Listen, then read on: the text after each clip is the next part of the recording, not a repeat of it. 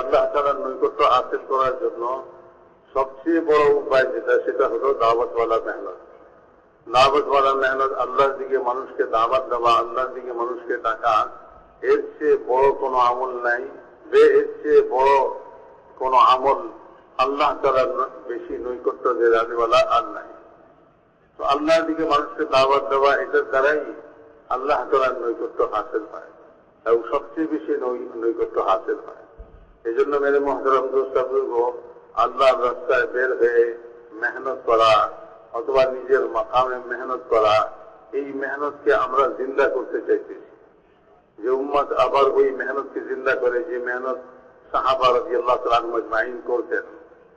এবং আল্লাহ তাআলা খুদ কোরআনে পাকের মধ্যে বলতেছেন এই কথা, যে ব্যক্তি দাওয়াত ইলাল্লাহ, আল্লাহর দিকে মানুষকে দাওয়াত দেওয়া এবং নেক আমল করা, দুইটাকে জমা করে, একত্রে করে, তার চেয়ে উত্তম দিন আর কার হইতে পারে।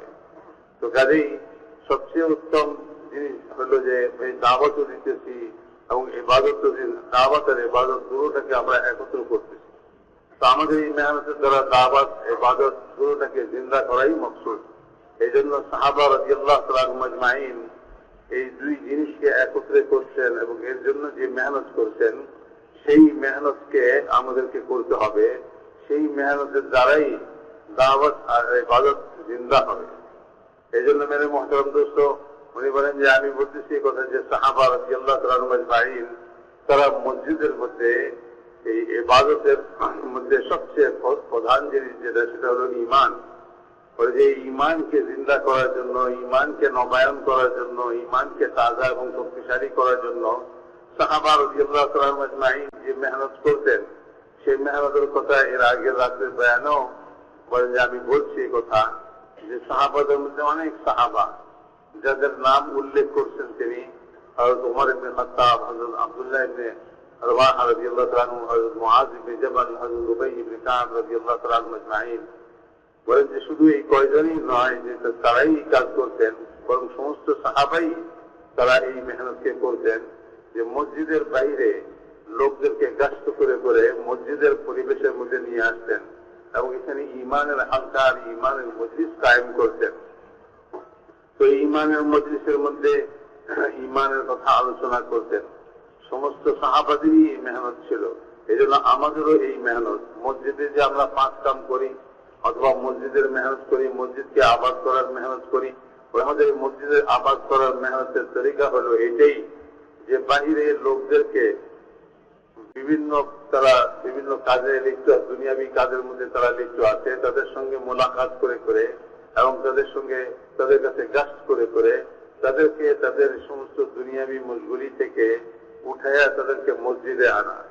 এবং মসজিদের বাড়ি যে জমাত, ওই জমাতের মধ্যে যদি কমসে কম 8 জন সাথী এরকম হয় অথবা তার চেয়ে বেশি হয়, তো তখন মসজিদে মশওয়ারার সঙ্গে অন্যান্য যে সমস্ত তাকাজাগুলো আছে, সেই তাকাজাগুলা পুরা করতে করতে, অর্থাৎ যেমন মনে করেন যে মসজিদ বাড়ি জমাতের তাদের মশওয়ারার মধ্যে তাদের মধ্যে তাকাজা এটাও আছে যে ভাই এই মহল্লার মধ্যে মসজিদের আশেপাশে যারা অসুস্থ আছে তাদের সঙ্গেও ইবাদত করা, তাদের সঙ্গে সাক্ষাৎ করা, তাদের বিমার পুষ্টি করা, এমনি ভাবে আরো বিভিন্ন রকমের যে সমস্ত যত তাকাজা আছে, এই সমস্ত তাকাজা পুরা করতে করবোই আমরা। সাথে সাথে মানুষদেরকে যারা বাইরে, মসজিদের বাইরের পরিবেশে আছে, তাদেরকে গাস্ট করে করে মসজিদে ঈমানের হালকার মধ্যে নিয়ে আসা। আমাদের সাথী 2 জন সাথী কমসে কম মসজিদের মধ্যে এরকম রাখা যে যারা ঈমানের কথা, তালিমের হালকা কায়েম করে, এবং বাকি সমস্ত সাথী মসজিদের বাইরে মেহনত করে মসজিদে লোকদেরকে মসজিদে নিয়ে আসা, ঈমান ওয়ালাদেরকে মসজিদে নিয়ে আসা, তাদেরকে মসজিদের ফাজাইল শোনানো, যে মসজিদে আসার কি ফজিলত। বলে দ্বীনের ইলম শিখা এবং শিখাইবার জন্য যে মসজিদের দিকে রওনা হয়, মসজিদের দিকে চলে, তো আল্লাহ তাআলা তাকে কামেল হজের সওয়াব আল্লাহ তাআলা তাকে দান করেন। এমনিভাবে মসজিদে যে আসে তো আল্লাহ তাআলা তার উপরে রহমত নাযিল করেন, আল্লাহ পাক তার দিলের মধ্যে শান্তি দেন এবং আল্লাহ পাক তার উপরে রাজি হয়ে যান এবং আল্লাহ তাআলা তাকে পুলসিরাতের উপর দিয়ে পার করে দিবেন এবং আল্লাহ তাআলা তাকে জান্নাতে দাখিল করবেন। 5টা পুরস্কার আল্লাহ তাআলা হাদিসের মধ্যে আছে, 5টা পুরস্কার তাকে দিবেন। যে মসজিদে আসবে, মসজিদকে আবাদ করবে। এই জন্য মেরে মোহতারাম দোস্তা বুজুর্গ, মসজিদকে আবাদ করার যে ফাজাইল আছে, মসজিদের মধ্যে বসার যে ফাজাইল আছে, এই সমস্ত ফজিলত গুলা আমরা লোকদেরকে শোনাই, যাতে মসজিদে আসে, মসজিদে এসে ইমানের হালকার মধ্যে বসে। হাদিসের মধ্যে আসছে 5 বার 5 ওয়াক্ত নামাজে যে ইমানদার, যে মুসলমান নামাজ পড়তে আসে, তো আল্লাহ তাআলা 5 বার রোজানা 5টা মেহমানদারি তার জন্য তৈরি করে। তো যে 5 বার মসজিদে আসলো তার জন্য 5টা মেহমানদারি তৈরি। এইভাবে মেরে মোহতারাম দোস্ত, মসজিদের ফাজাইল শোনাই, মসজিদে বসার ফজিলত শোনাই আমরা। একজন লোক মসজিদ থেকে যখন বাহিরে যায় এবং সে তার কাজে যায়, তো আল্লাহ রাব্বুল ইজ্জত ফেরেশতা তার কাজের সাহায্য করার জন্য নিয়োজিত করেন। আল্লাহ তাআলা ফেরেশতা নিযুক্ত করে দেন, যে সেই ফেরেশতা তাকে মসজিদের বাইরে যে কাজে সে গেছে সেই কাজের মধ্যে তাকে সাহায্য করে। তো কত বড় জিনিস যে আমরা তো চাই যে ভাই দুনিয়ার কাজ আমার হাসিল হয়ে যাক, দুনিয়ার কাজ আমার হয়ে যাক। যদি আমাদের সঙ্গে ফেরেশতা সাহায্যকারী হয়ে যায়, তো দুনিয়ার কাজ তো আমাদের হয়েই যাবে। এই জন্য মেরে মোহতারাম দোস্ত বুজুর্গ বলে যে মসজিদের মধ্যে ইমানের হালকা কায়েম করা, সাহাবা রাদিয়াল্লাহু তাআলা আজমাইন এই মেহনতকে করতেন। যখন আমরা সাহাবাদের মতো এই মেহনতকে আমরা করব, তো আমাদের ইমানের মধ্যে শক্তি পয়দা হবে। সাহাবা রাদিয়াল্লাহু তাআলা আজমাইন তাদের ইমানের স্তর কত উঁচা ছিল, তা সত্ত্বেও রাসূলুল্লাহ সাল্লাল্লাহু আলাইহি ওয়াসাল্লাম তাদেরকে বলতেছেন যে তোমরা তোমাদের ঈমানকে তাজা করো, তোমরা তোমাদের ঈমানকে নবায়ন করো, তোমরা তোমাদের ঈমানকে শক্তিশালী করো। তো সাহাবাদের ঈমান এত উঁচা স্তরে থাকা সত্ত্বেও যদি হুজুর সাল্লাল্লাহু আলাইহি ওয়াসাল্লাম তাদেরকে ঈমান তাজা করার কথা বলে থাকেন, ঈমানকে শক্তিশালী করার কথা বলে থাকেন, তো আমাদেরকেও এটা করা উচিত। এই জন্য প্রত্যেক মুসলমানের জন্য এটা উচিত যে সে তার ঈমান শক্তিশালী করে, ঈমানের মধ্যে শক্তি পয়দা করে, ঈমানকে তাজা করে।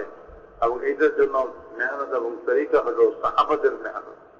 সাহাবা রাদিয়াল্লাহু তাআলা আজমাইন যেভাবে মসজিদের মধ্যে ঈমানের হালকাকে কায়েম করতেন এবং ওই ঈমানের হালকার মাধ্যমে তারা তাদের ঈমানকে শক্তিশালী করতেন। হযরত ওমর রাদিয়াল্লাহু তাআলা বলতেন যে হযরত ওমর রাদিয়াল্লাহু তাআলা লোকদেরকে বাহির থেকে নিয়ে আসতেন এবং ঈমানের হালকার মধ্যে বসাইতেন যে তোমাদের ঈমানকে শক্তিশালী করো। এই ঈমানের মজলিসগুলি দ্বারা তোমাদের ঈমানের মধ্যে শক্তি অর্জন হবে।